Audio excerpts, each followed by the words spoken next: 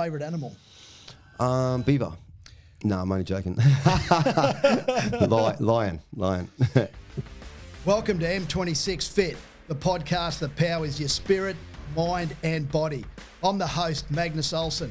Our next guest is a man who defies the word relentless. Ian Powerhouse Jacobs is a triple world champion kickboxer, a Guinness World Record holder and a successful entrepreneur. He's lived a life built on discipline, fire and unshakable belief. He's been knocked down, written off, counted out, and every time he's stood back up stronger. Today we'll dive into what drives him and how he trains his mind, body, and why he believes true power doesn't come from winning, but how you show up when no one's watching. Welcome to the M26 Fit podcast, mate. Thank you, buddy. All right, really happy to be here. Let's get straight into it. Yep. Where did the name Powerhouse come from? It comes from my trainer. He's like the real life Mr. Miyagi. I spent like so long trying to find the perfect gym, the perfect trainer. Once I realised I want to be world champion, everywhere I went, they, martial art clubs want to give me a black belt. I'd go to another kickboxing school and I was one of the best there.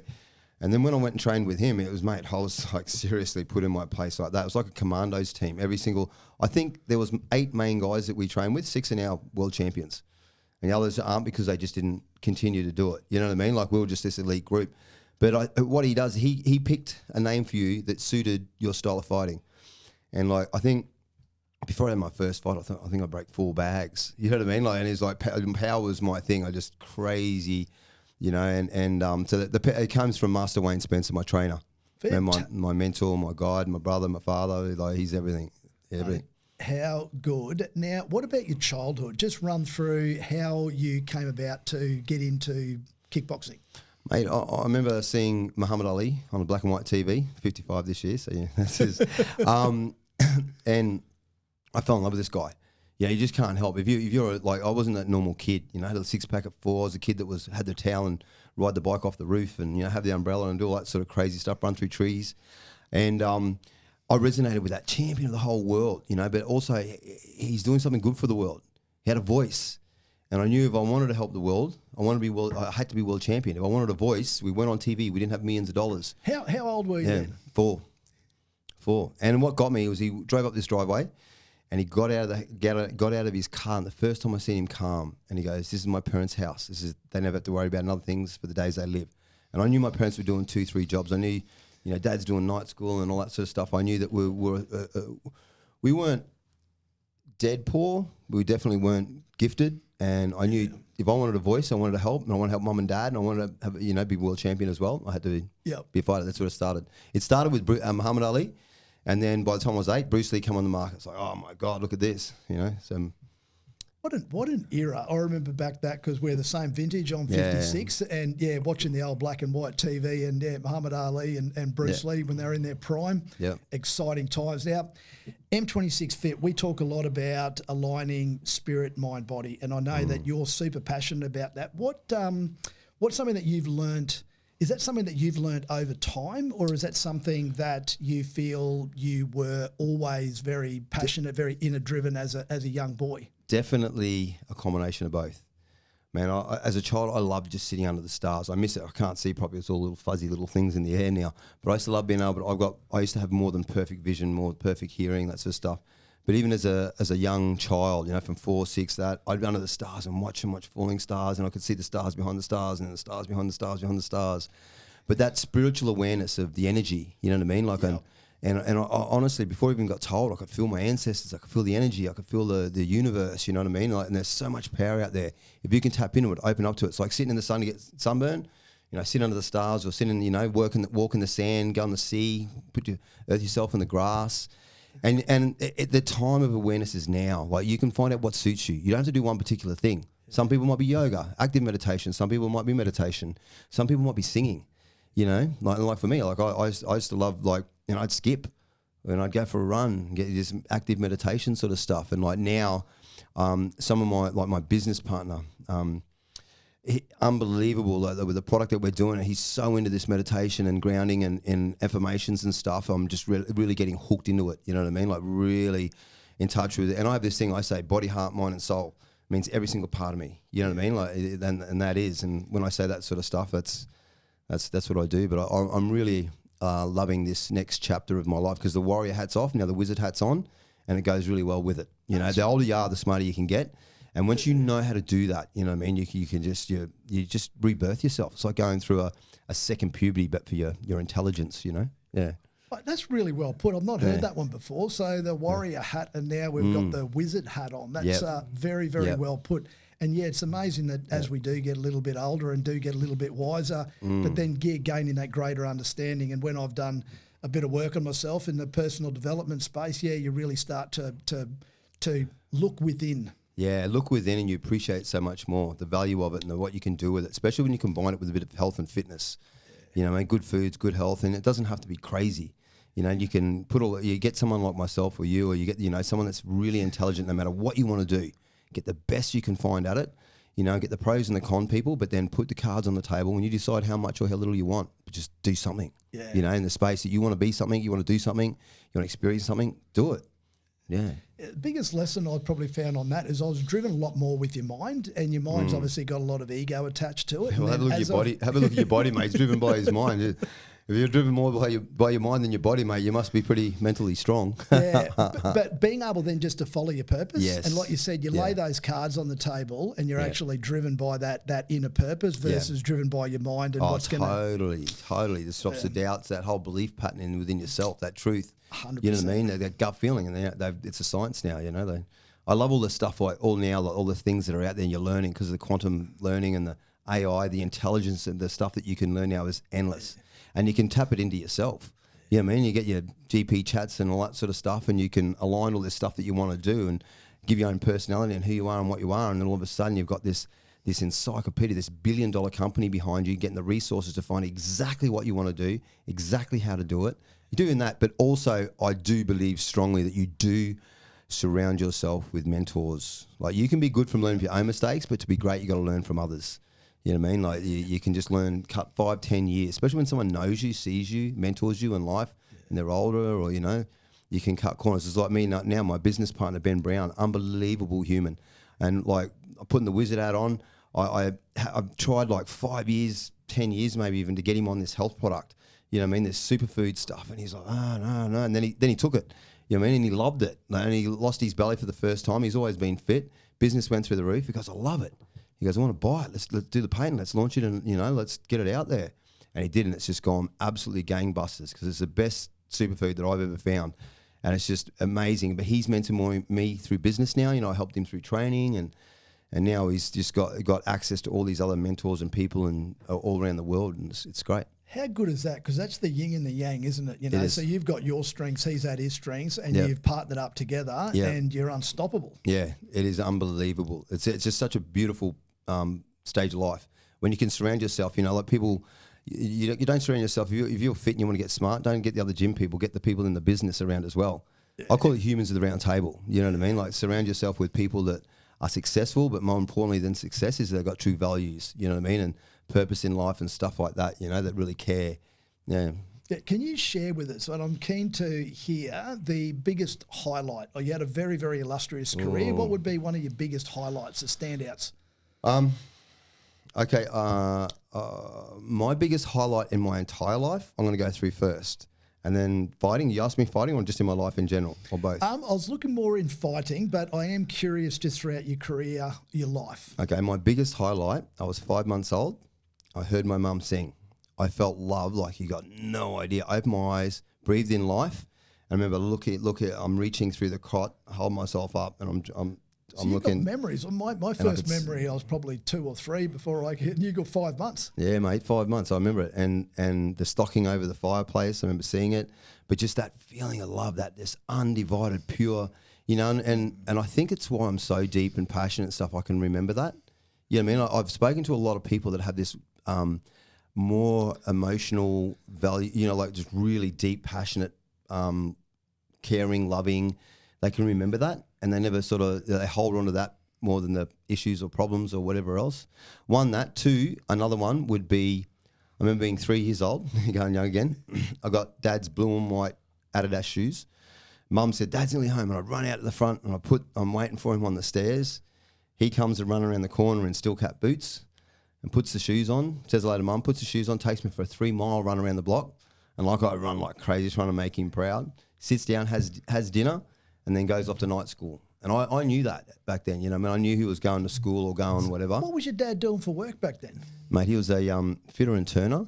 And what I didn't know is he'd run 20 miles to work with steel cap boots, 20 miles home, and then take me for my 3-mile run, sit down, have dinner, and then go to night school. Wow. Yeah. That's seriously fit. 20 miles each way. And then the next one would be unconditionally the birth of my children. Seeing birth is just absolutely priceless when you look at your little eyes and it's you broken away from you.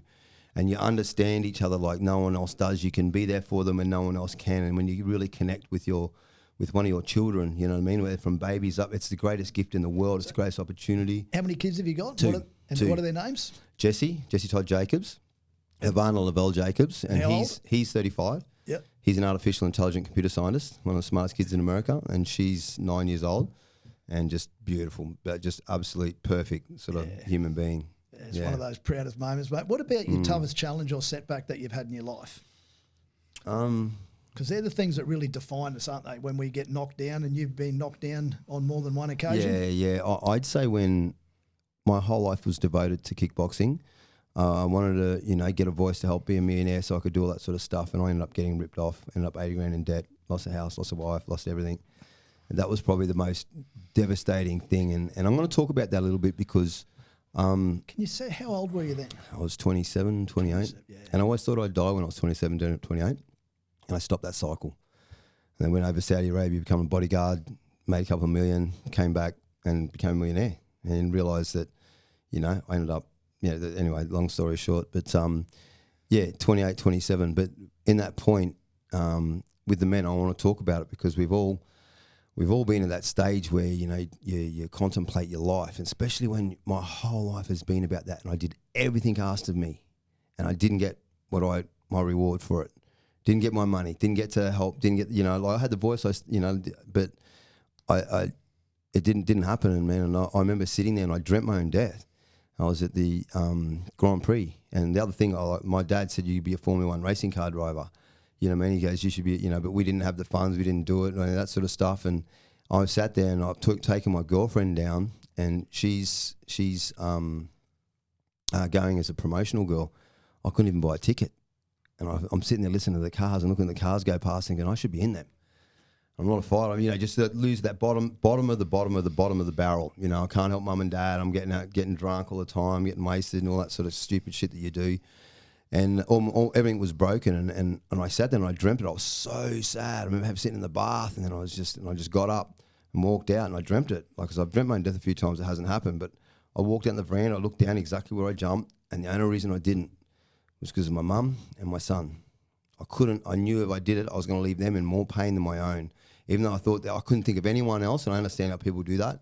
I couldn't care about anyone else, I just couldn't. But something was in me just going, you can't do that to them. And if there's anything that I will say to everybody, depression is like being hungry. Unless you've been really hungry, you can't appreciate good food. And the bottom of the barrel you go, if you get to, that's your opportunity to put pegs in the moon. Like, this is never happening again. That's never happening again. That's what you can do with those points. And you build, you can redesign the belief patterns that are holding you back. You can value things, you know what I mean? And you can choose who you want to be around, choose what you want to do. And but it's that just step forward, put one foot in front of the other, just step forward, keep breathing, get into some exercise. 12 minutes exercise is exactly the same as having an antidepressant. It's pretty hard to do. Besides that, I've invented a new fitness thing that within seconds spikes you from depression to positivity, body trance. Look forward to talking about that a little bit later on. And that's, mate, very well said. And thanks for sharing that. And I think there's a lot of blokes that can... Yeah, and just reach out, man. Like, there's no toughness in not saying anything. It's actually weak if you do. Yeah. When the knowledge is out there, friends is, ring me, ring you, ring someone, just speak to someone, you know what I mean? Like, it's not... The awareness is there now, and there's plenty of helplines. You can Google it, GP chat. I'll tell you what, GP chat, mate, get that stuff in here because it's just so, just ask for opinions. How do I get out of it? What do I do? This is my personality, and it just like works that chat GPT. I always say it back to front, dyslexic, but anyway. That reminded me because I'm a big user of that technology as well, and it reminded me back as a school kid where you had the Encyclopedia Britannica at the library was how you had to go and source information. And then Did now, you do like that? you said, Did you do that? Not as often as I should. Mate, I learned to read when I left high school. I learned to read when I left high school. I needed glasses when I was like probably 8. Didn't get them. I used to get migraines, and so by the time I got to high school and got them, it was too late. Yeah, Mathematical genius, but couldn't read. Yeah, I could add things, but I couldn't spell things. So, and that hasn't changed, and my wife helps me out about that. So you're 39 then years of age. What was the motivation in jumping back into the ring? And tell us about the Guinness World Record that you achieved in that fight. Hold that question, because I just realised I didn't answer your other question of the highlights in the fighting. Yes. Yeah, so I'll go back to that. Sorry, everybody. I hop and skip sometimes. The highlights for my fighting was my first world title fight. Everyone's seen Rocky. 5 weeks notice, not given a chance. And this is one of the things about life. You can want something, you can need something. When you desire it, that's what you hold on to. I saw Rocky when I was 10, and I desired to win my first world title shot that way. I thought, I want to, that's what I want. I desire, I did more than one. But I get a phone call from a promoter in Melbourne. Ange Gooses can't fight 4 times world champion Cash Gill from England. Do you want it? Yeah, sure. 5 weeks notice. Yeah. Anyway, I exactly like Rocky. Get to train, get to do that. It's on my mum's 50th birthday. I'm telling you now, it was just the craziest thing. I could have fought Mike Tyson. Mum's 50th. I love my mum. I have the most respect for my mum. I got goosebumps. Oh, mate, the stories I can tell you there. But anyway, I'm in the ring, and I want to go back to when I was 6, tell you the whole story, because it's really important to get the whole story. I'm 4 years of age, want to be world champion. Mum's like, you're not going to be world champion. She hated it. Dad was a part-time commando and used to biff a bit. And she's like, didn't want us to be anything to do with it. And I'm like, desiring with it. I just want to do it. I'm punching everything. And anyway, we're 6 years of age. We're moving from Melbourne to Brisbane in the back of the GDS Monaro. My brothers and sisters in the other car. I'm in the back seat of this one. Mum and Dad in the front. Dad's driving. Muhammad Ali song comes on the radio, and I just get this tingle through my body. I just knew then I'm going to be champion of the world. And I turn around and I go, Mum, I'm going to be champion of the world one day. I had to tell her. And she's going, no, you bloody not. I said, Mum, I'm going to be champion of the world. I just knew it. I just knew. And she leant back and went smack, gave me a blood nose, backhanded me in the face. Don't get it wrong. Mum didn't beat me up or anything like that. She's just trying to deter me, And I was that kind of kid that needed a little bit more discipline than normal.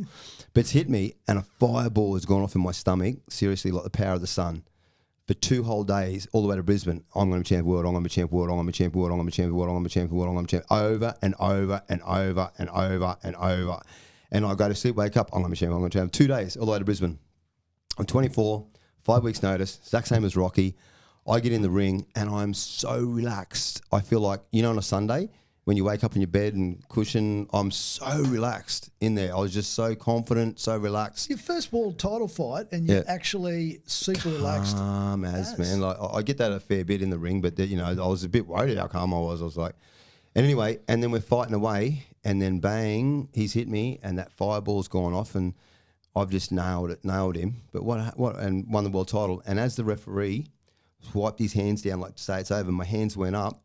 By the time my hands were at the top, my whole life had flashed backwards. Every training millisecond, I was a 6-year-old kid standing in the ring the day I said I knew I'd be world champion. Took me straight back. What a great story. Yeah, and that fireball thing that Mum started ended up, when I was retired, I realised was my greatest asset in fighting. I used to love fighting guys that knock everyone out. They hit me with a knockout punch, fireball go off, seconds later they're out. Okay, let's circle back then. So 39 years of age. Yep. What was the motivation to jump back in the ring? And tell us about the Guinness World Record that you achieved in that fight. Yeah, that was for Dad. My dad, Mum and Dad had sort of worked their whole lives to support the kids. We had 6 generations of families. The Guinness World Record is 7, generations. And anyway, Mum would always, her worst fear is Dad to get to never see the dream home. Bought him some property years ago when I had some money from overseas. They lived in a tin shed for 7 years while they were building the dream home. The shell of it's there. Dad's gone to hospital. Mum's rung us going, better come meet us at hospital. Dad's not in a good way. Come up to the hospital and they've gone, you better prepare yourself. He's not leaving. We go, what do you mean? They go, he's got prostate cancer. It's about 95% bone cancer. His kidneys shutting down, everything. They said he's going to die in here. And I thought they meant he had months. They gave him 3 days to live. And I've left. I've prayed every God, every religion, every energy of good, everything I've done good, every, the body harm, every single thing. Please give me a sign to help my father. I go on to the gym and I was that angry. I tore a bag in half.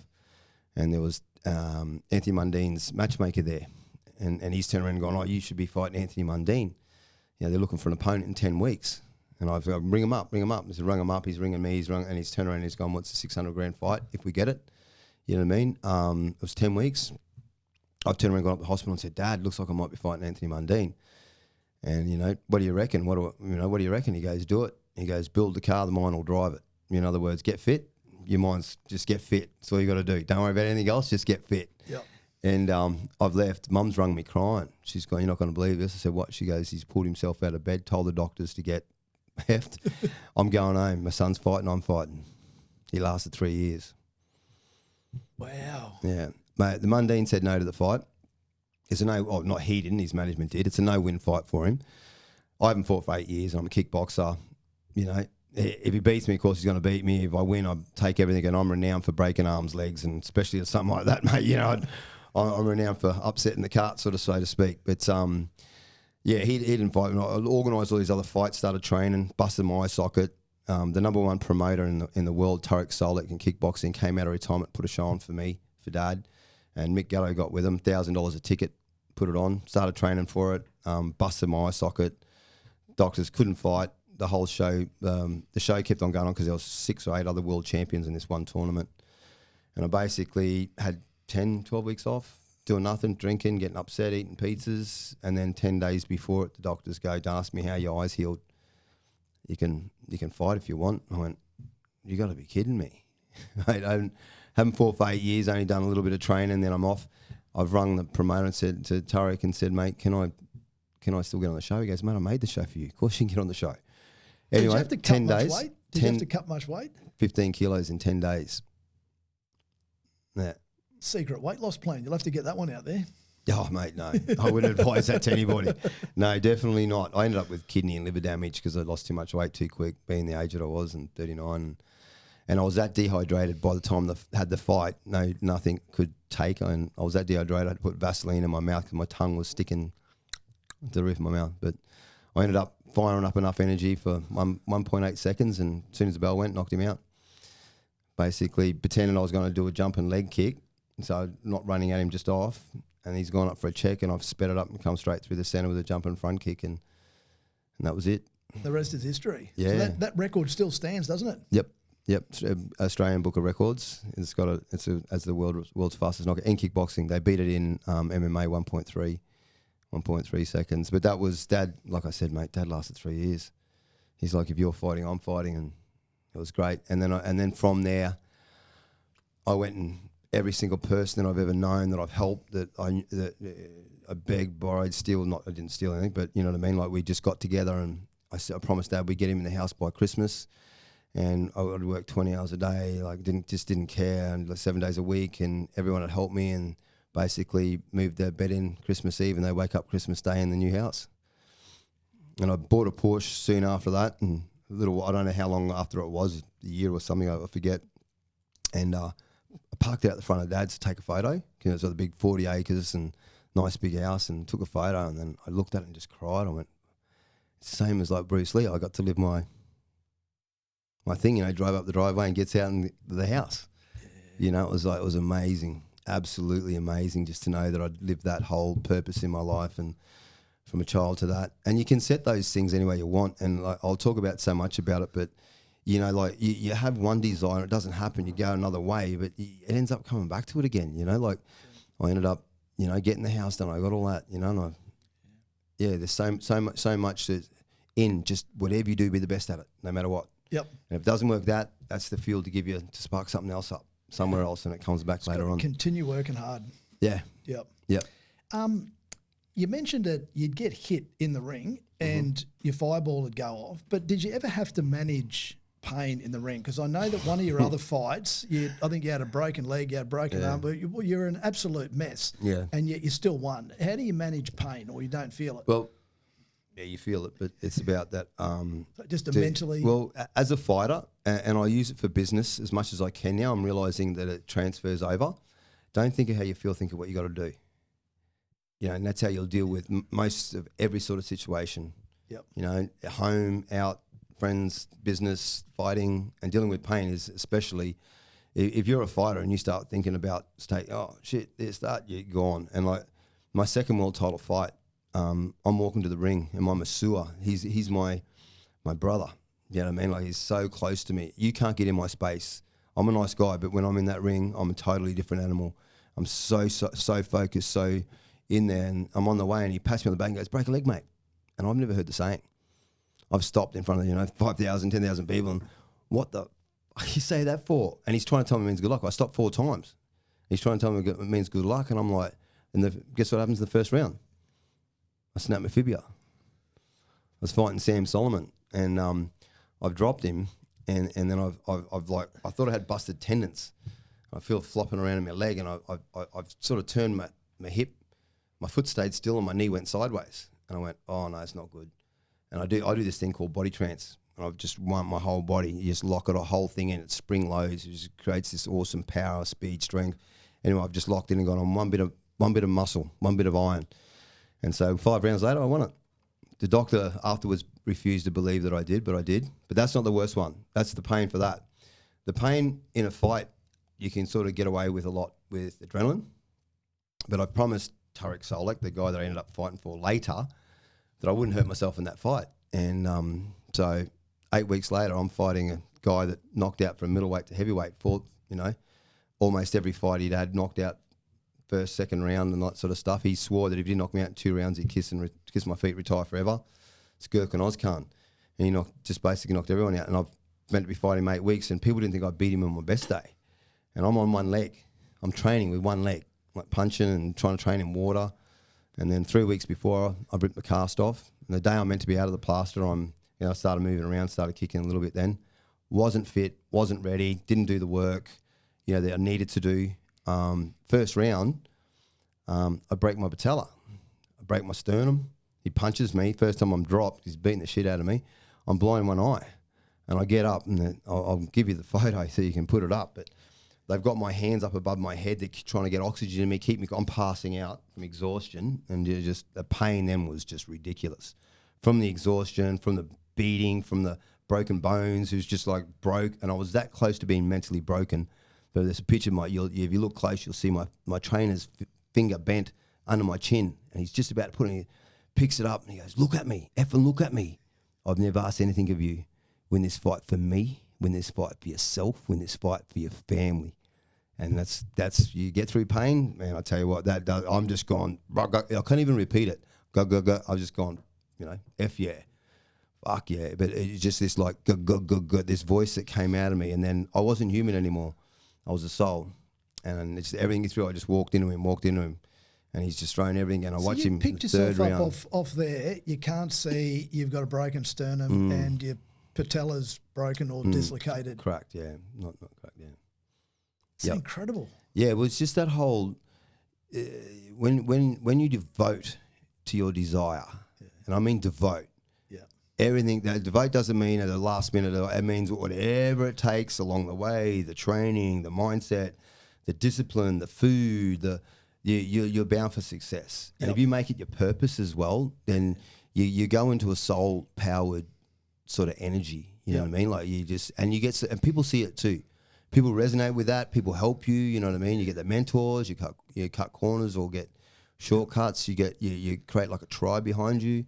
And even like, I know people mightn't believe this, but your ancestors help you. I remember I had one fight. I was getting set up in Melbourne. I'm fighting a guy, and he's like, I'm super welterweight, middleweight. He's super light heavyweight, cruiserweight, heavyweight. And he'd come down, and like this, by the time we fought, there would have been at least 15 kilos between us. World rated guy, and the doctor was also the body official. They said, he hasn't fought for 2 years, that sort of stuff. And then he came to our room actually in the hotel and said, "Mate, this fight's not happening. This guy's been through, Japan, been through here, been through there. You've been set up. This is not happening." And we knew. And my trainer's like real life Mr. Miyake. The training he put me through was the hardest training. It's just superhuman stuff that you just couldn't normally do. And we were ready. And we fought this. I forgot what I was going with that. They told you not to fight him? Yeah, not to fight. Yeah, but we're going to fight. But the training side of it anyway, I just go into that for a little bit because like the mindset and stuff like that, when it's your purpose for what you want to do, he had me, like, you know, when you go close to a fight, especially if you're giving weight away, everything's short, fast, sprints, you know, hard work, keep as much muscle as you can, especially when someone's heavier. He took me up Mount Glorious, right? Mount Glorious, 6Ks, like up like this, and we had to run it under 30 minutes. And he goes, you give everything. You don't hold anything back. You've got to give every single bit. You've got to just test where you're at, you know, blah, blah, blah. I'm like, yep, cool. So we run this thing, and I'm getting to the top. I'm screaming. I'm like, ah. Like, I'd love to find out if people would have heard me when I used to run up that thing, because I'm sure I would wake a few people up 5, 6 o'clock in the morning. But anyway, I get there, and I'm like, I'm nearly vomiting, nearly passing out. We just pushed it, and he's gone, starts abusing me.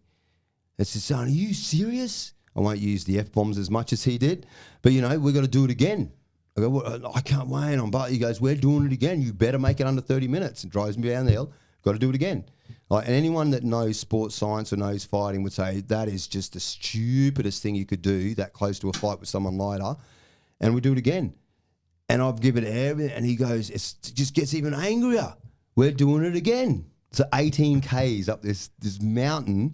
I'm busted, man. I'm in like, and then come home, and then a couple of days later, we do these where you push a car, sprint pushing a car.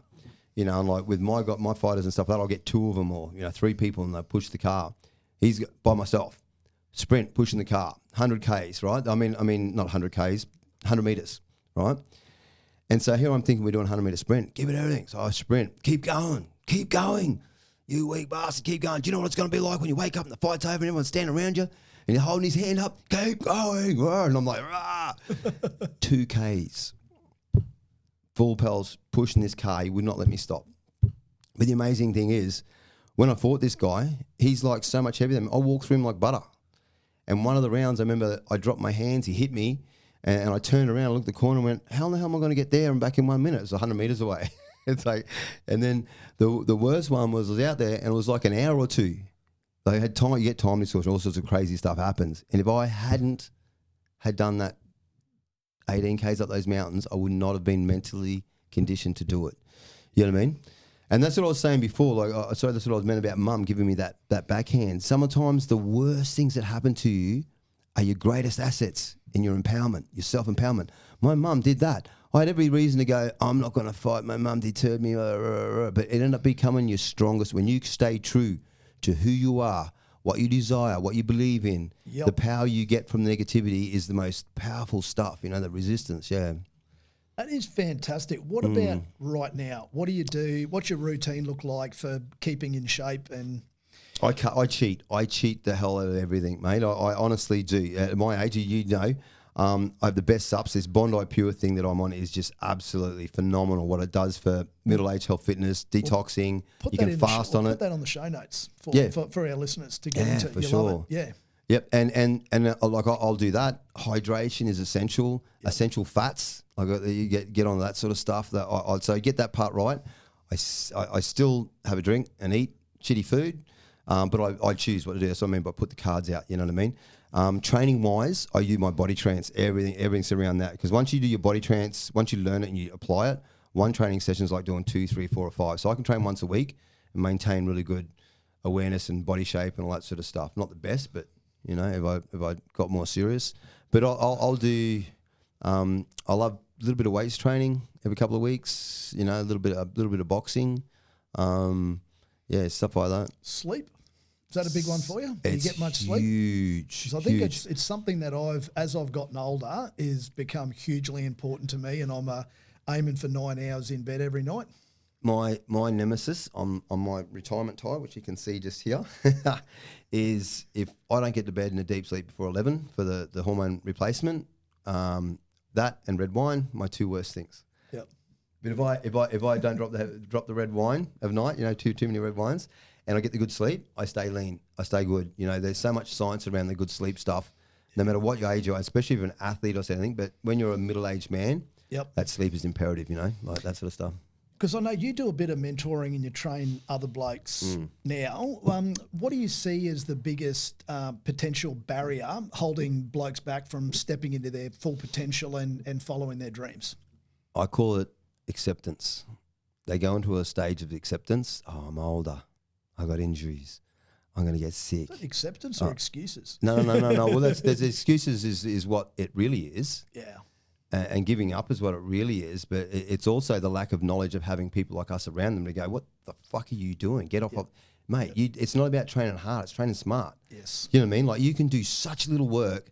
Like the first thing you want to do, if anyone's listening, you're not doing anything, wake up in the morning, have 3 big deep breaths, learn my body trance if you can. If not, just wake up, breathe deep, squeeze out, stretch, just feel your body. 3 big glasses of water, and then just have your attention for the day and go out and hit it. Water and walking. Walk, try and walk 20 minutes a day every second day to start with, and drink water.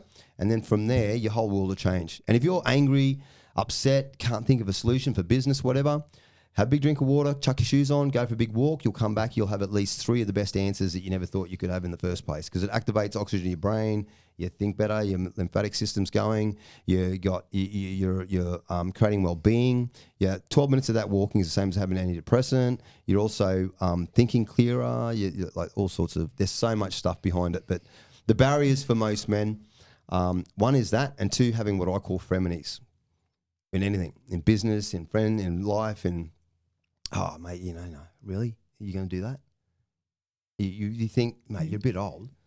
Yeah. What are you going to do that for? Like people that you trust will say something to you, and it's one of the worst ones. You know what I mean? Like true friends. Like I have this saying, 11th commandment: time tells all truth. 12th commandment: trust is proven, never said.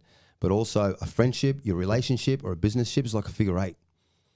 Like we've met each other now. Everything you're doing is getting better. Everything I'm doing is getting better. Yep. Only time will tell if we're truly going to keep going with that. But everything, I love you. I think you're just awesome. Your vibration, your stand for. Baby, I love you. Love your energy. But that's what happens. You end up meeting people like that.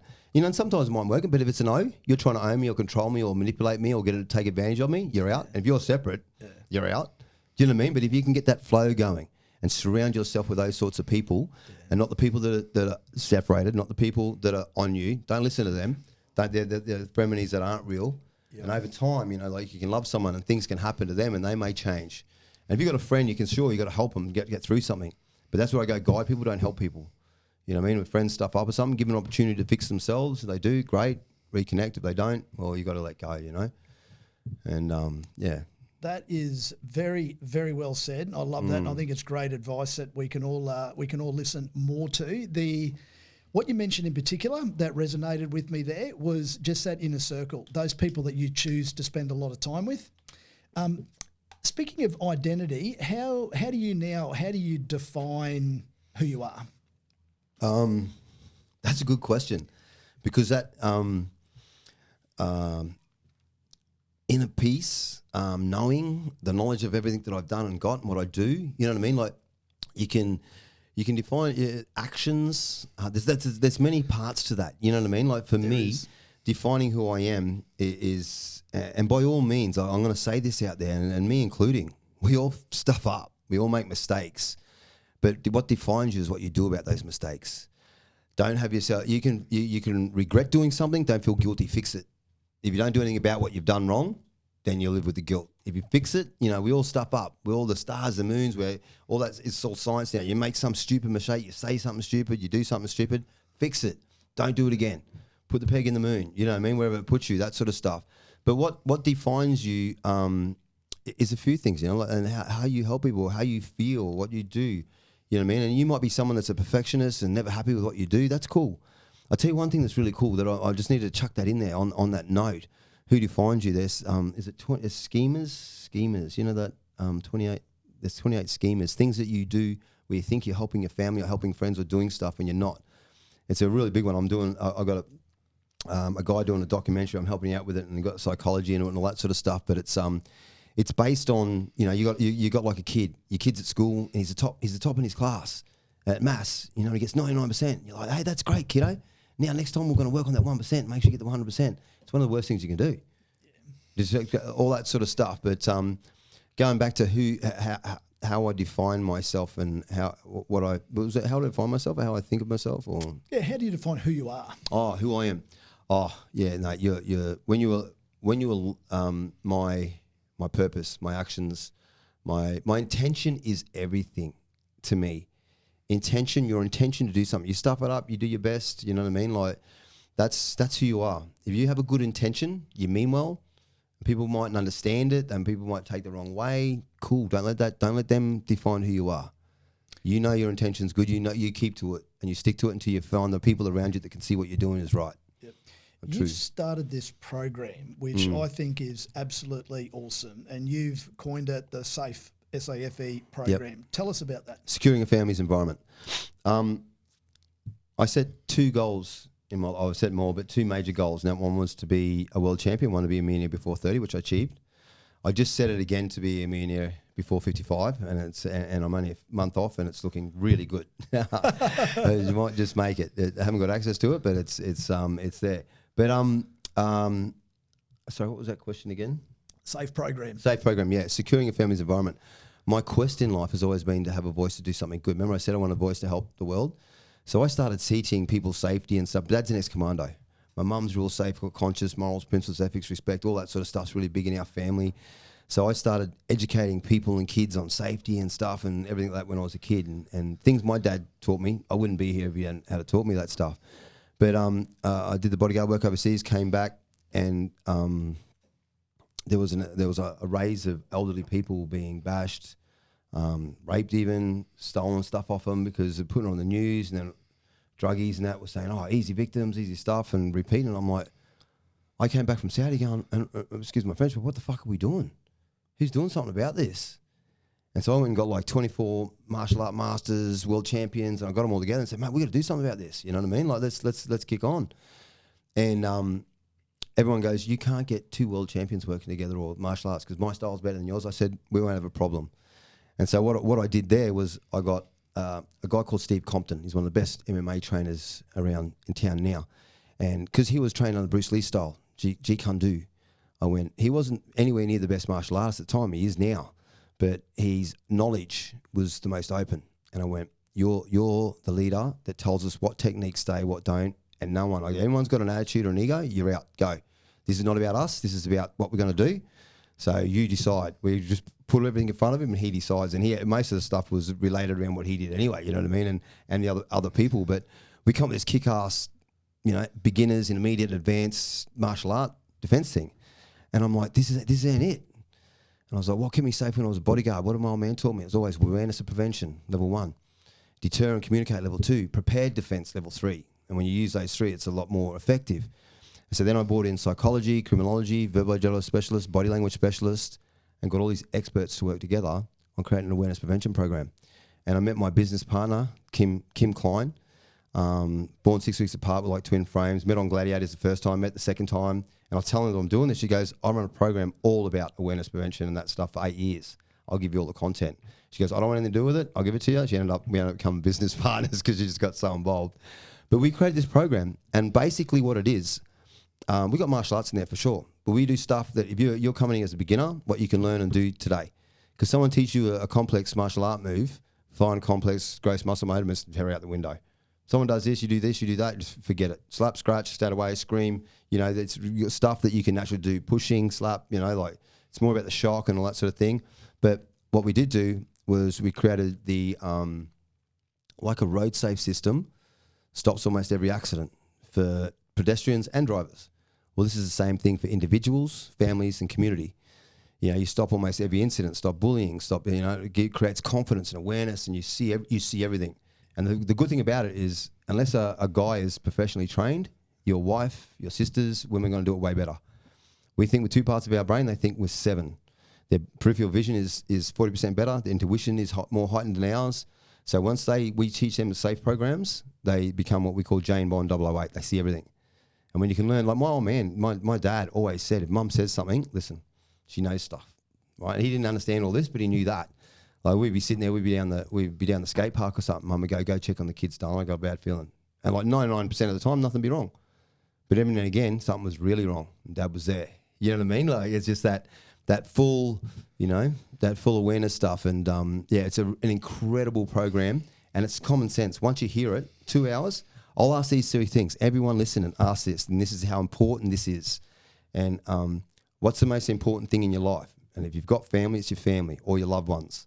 What's the most important thing for your family and your loved ones? They're safe, bottom line. You know what I mean? Now, what's the most important thing to keep them safe? What's the most important thing for their safety? Do you know? No. What's that? You got family? Yep. 2 hours with me and you'll know exactly what it is, how to do it, how to implement it. How cool is that? You need to know and mate, no offense to you, but how do we miss it? The most important thing in our life, we don't know out of everything in our life. That's how powerful this program is. 2 hours, you know exactly how to implement it. It's so easy. Mums, dads, you network it, you talk about it, you end up finding it just goes off like a monster, a networking monster. You create this in a school, someone's outside that school, they look like they're wearing a clown suit. You know, you implement it in your community, your street, and your family. It's so strong. It's like an army, you know, of defense and confidence and clarity. Helps your kids, you know, be safer, happier. You know, when to you can be happy and safe, when to be really aware and deter. And almost every location, situation, and person is profiled. Do you know what I mean? So it's about understanding how to avoid that. And it's the same with like the awareness side of it, and we can go into it a bit, but it's like you live in a dead end street. You could easily cross the road and the mobile phone look left, look right, and cross the road, correct? Could you do the same and not get hit by a car? We're going to imagine the cars are situations where you can be hurt, killed, raped, anything, you know what I mean? So you could do that easily, yeah? So certain locations, a little bit of awareness, you can just enjoy yourself, party, relax, get on your phone. Could you do the same on the Gold Coast Highway, going across 12 lanes of traffic? Could you look left, right, and just without? You'd have to close your phone, look really sharp, be ready to run, and be ready on the ball and aware. Same thing with certain locations, and you do the same, and you deter almost every situation. Yeah, anyway, we'll get into that later. All right. Before we get into our quickfire questions, if you had one message for every man over 40 who still has more in the tank but hasn't made the move yet, what would you say to them? 100% align with people that are doing what you want to do. You know what I mean? And just do it, man. Like seriously, your whole body replaces itself every 2 years. Do you know what I mean? You can have a total revamp. If you're someone that wants to get fit, the most common one, like you say, when people are older, I'm sore, I'm sick. I did the same thing. I was 40 because I abused my body under the training I did, was broke all my bones, everything. I hit 40, got 41, and first in my life, I detached and became what I call human. My body was just normal. And then instead of being this one functional, freaky muscle thing that just did anything at any time. And I started getting fat. I couldn't do stuff. I tried and train. I hurt myself. And then I went and started getting heart issues, kidney, liver. I go to the doctors. They're going, and I went to that acceptance that we were talking about earlier. Accepting I'm getting old. I can't train. Shit's going to happen. You know, da-da-da-da-da. And then all of a sudden I went, what the? Yep. No way. The fighter come at me. Subconscious went, no way. So I went to research and I was like, why did I do what I used to do? So, I worked it out, and that's how I worked out this body trance thing. I worked out how to create an advanced neuromuscular mind and body connection where you can become one source of intelligent being to learn faster, go quicker, stronger. And like within, I think it was about 20 weeks, by the time I was 41 then, by the time I was 42, I was ripped, stripped, striated, more muscles in a seafood bladder. No, that's what they said when I got the 1.8 second knockout.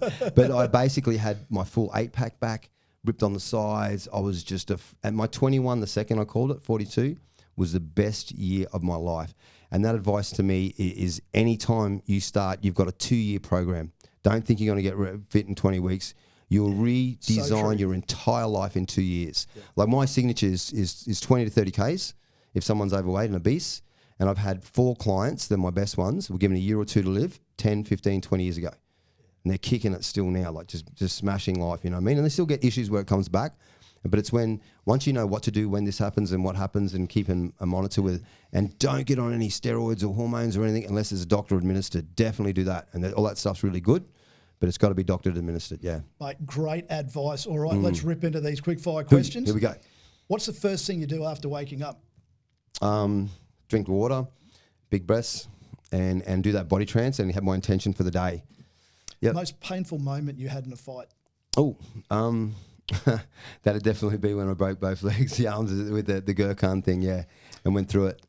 And after the fight, I was fighting consciousness for about half an hour because I knew if I passed out, I wasn't coming back. I feel my soul getting dragged out. Yep. Anyway, what's your go-to workout right now? Bondi Pure and body trance. Yep. What really annoys you?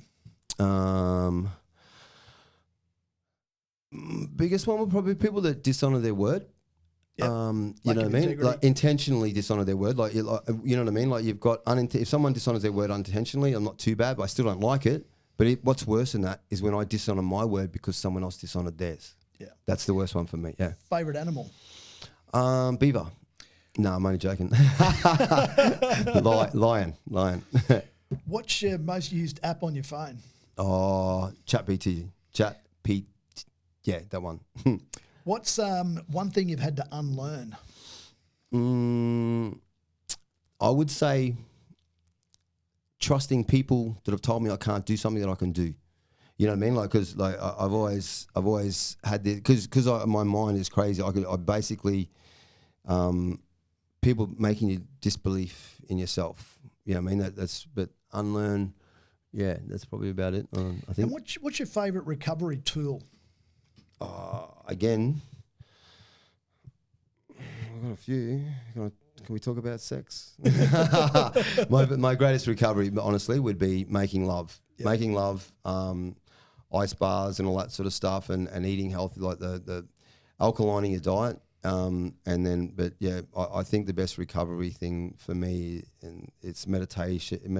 It's like it empowers me like crazy. I'm going to hit my wife up tonight and try that one. Yeah, well, it's good for both me. Isn't it? What's the greatest lesson that life has taught you?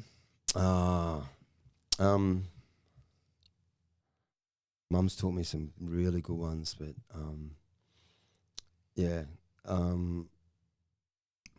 love life, choose happiness. You know what I mean? Like don't like. You can like I've had a life where I've had so much hard stuff. You got no idea. I don't know anyone that's had a harder time being a fighter, and I can sit here and talk about that. And I didn't make my money out of it, but I still become. I'm here. Everything leads to the road that you run, and as long as you learn more from your mistakes than you do from your positive stuff, and then be positive and just know that you stay true. It's going to come. If we have the right to choose, and you can choose happy. Yeah. What scares you right now?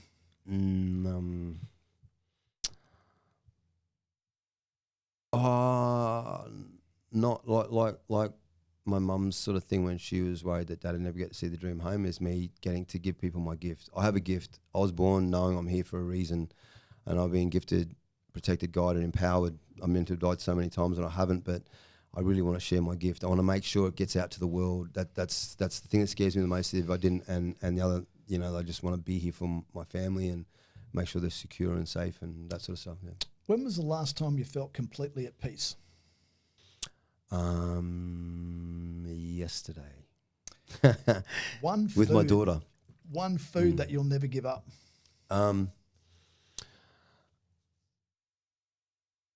Chocolate.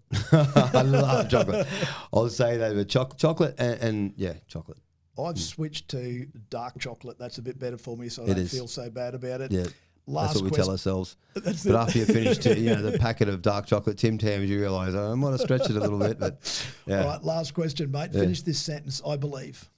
I believe in my dreams, my goals, my passion, my desire, and it's going to happen. My purpose in life. Yeah, I believe in it. And the people around me. Fantastic way to finish, mate. So much appreciate your time, and I absolutely love your energy. It's contagious. I look forward to hearing more about those programs that you're doing, mate. And all the best. Thanks, mate. See you later. Beautiful. Thanks for tuning in to the M26 Fit podcast. Remember, real growth happens one step at a time, and consistently working both on your mind and your body for 26 minutes every day will change your life. Hit subscribe to keep the inspiration going, and don't forget to share this episode with somebody who needs that extra boost. Until next time, stay connected and stay active.